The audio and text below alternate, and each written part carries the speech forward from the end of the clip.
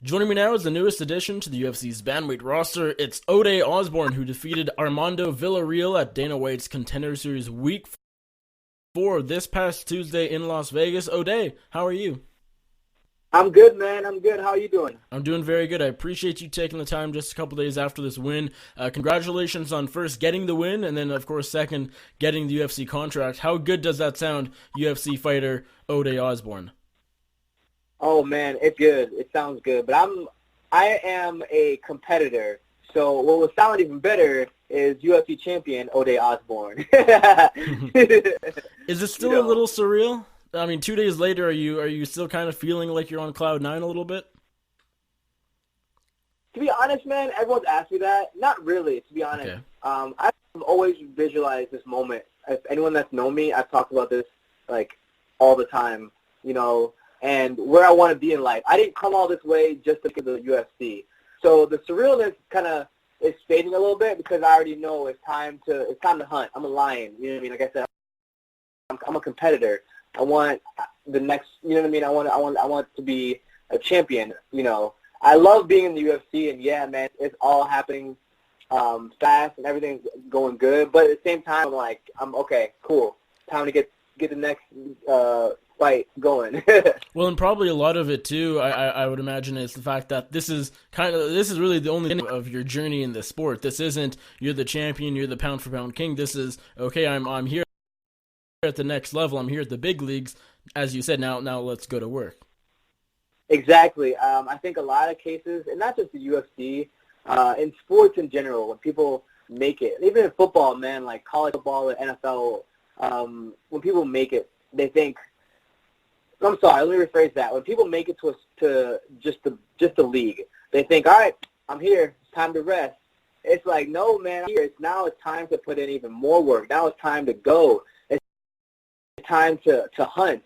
You know what I mean? You still got to wake up every day like a lion and look for your food. That's the mentality that I want to keep having throughout my career.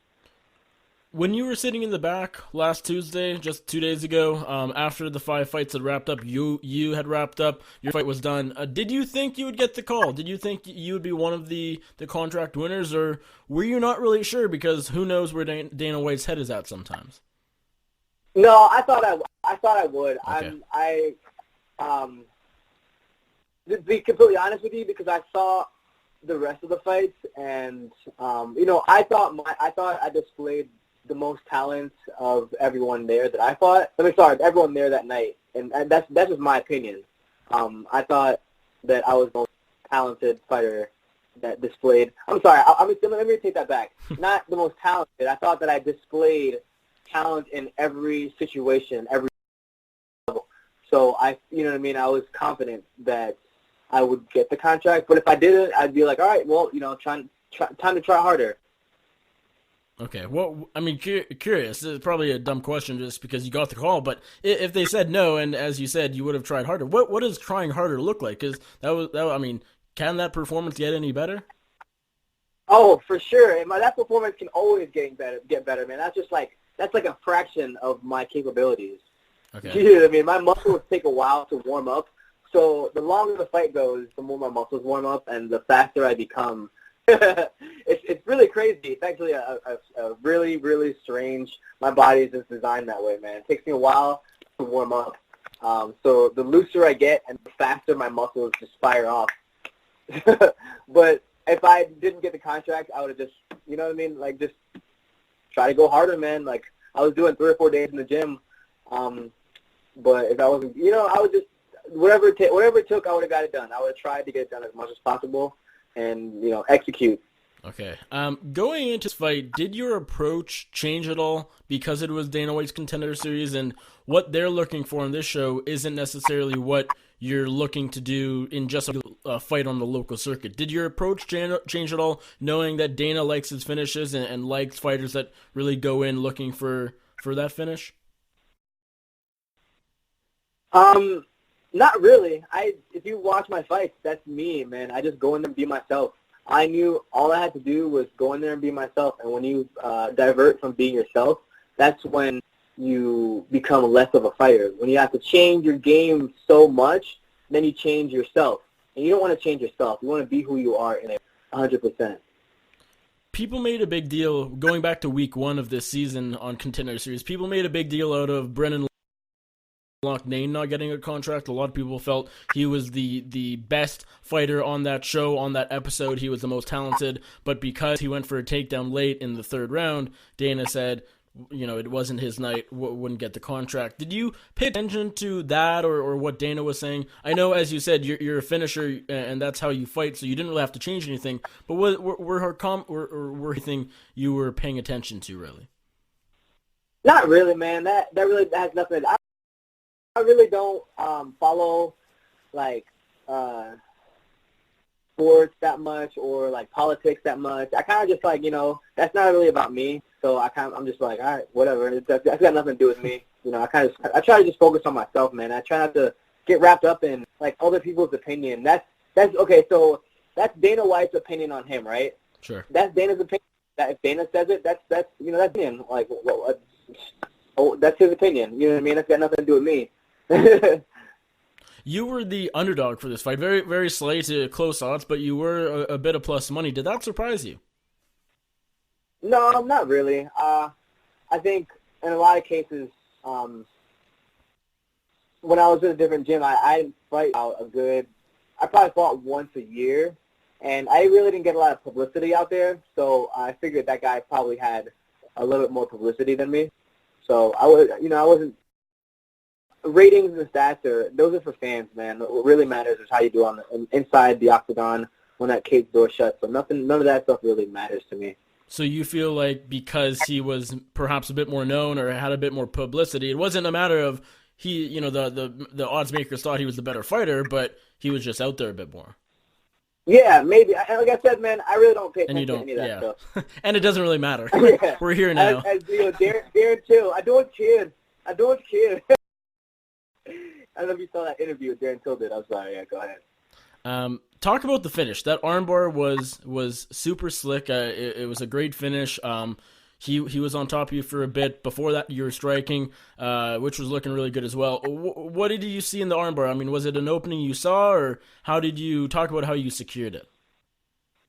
Well, I know he's very, very wild and aggressive with the striking, and it's easy for me to catch people that are wild and aggressive. All I have to do is just slip a couple punches from the bottom and just wait. And as he was posturing up, I noticed that he was like dropping that elbow, like really, really, you know what I'm saying? He was kind of throwing it. He was throwing his whole body into the elbow. You know what I mean? So I noticed that he was really dropping his whole body into it.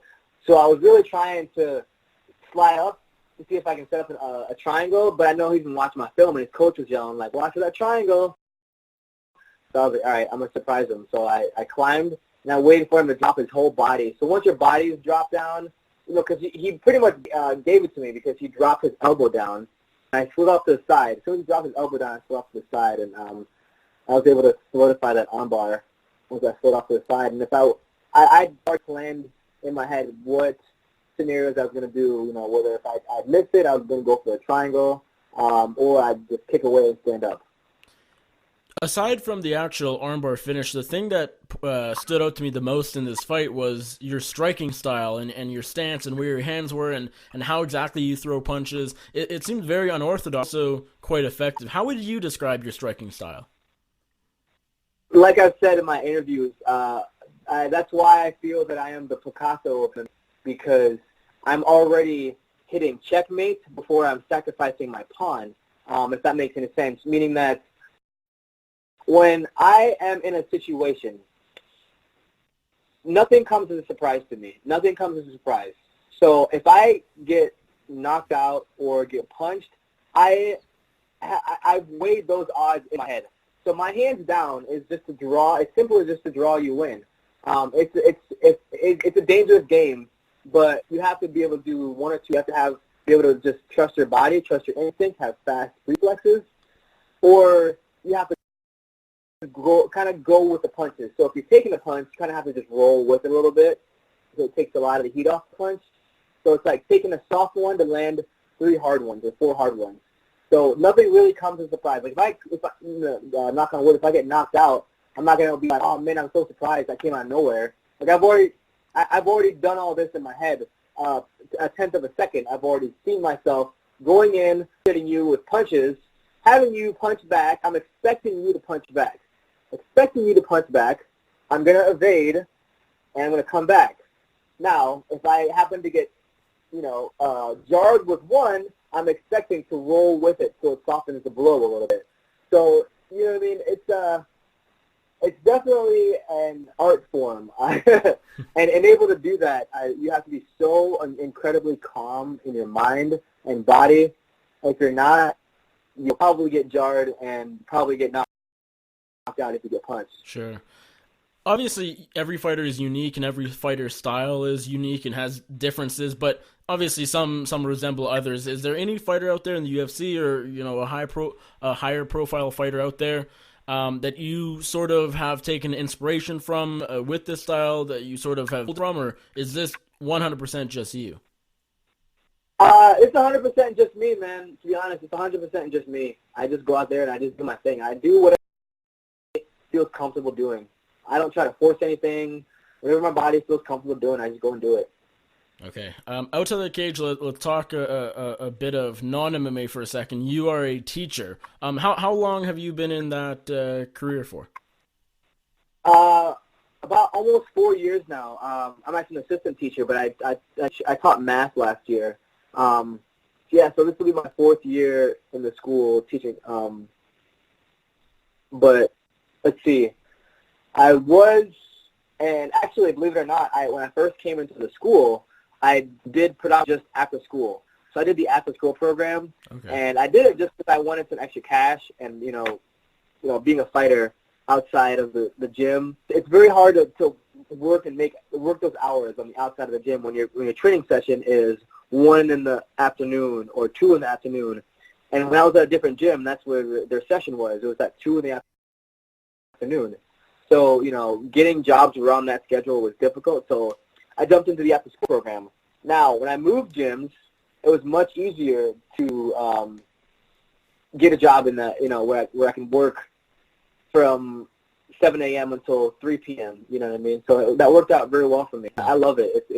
I'm very passionate about it, and I just love helping kids, man. It's no better feeling not getting $1 million. I'd way rather help 20 kids than get $1 million, man. That feeling is it's indescribable. Is the school you're at bigger or smaller, sort of average in size? It's a smaller school. Okay. It's a elementary middle school. It's a charter school. Okay. And how did you get into education? Was it just something you've been? I mean, if I asked you, 10 years ago, were you already thinking I'd like to be an educator? Is that something you were sort of eyeing from an early age, or? No, actually, I never wanted to work in a school ever. Because I see what these teachers have to deal with in high school. I was like, man, I never want to work in high school. But my wrestling coach, he was actually the dean at the school, and so he knew I needed some extra cash. So he's like, hey, man, I can get you a job with the after-school program. I was like, why not? So during the after-school program, I developed my own system, right? I developed a system that would help, because it's in the urban school area, and I developed a system that would help kids who are disruptive, in class, and turn them into leaders. So I developed by using structure, motivation, and discipline, and I did that in the after-school program, and it worked really, really well.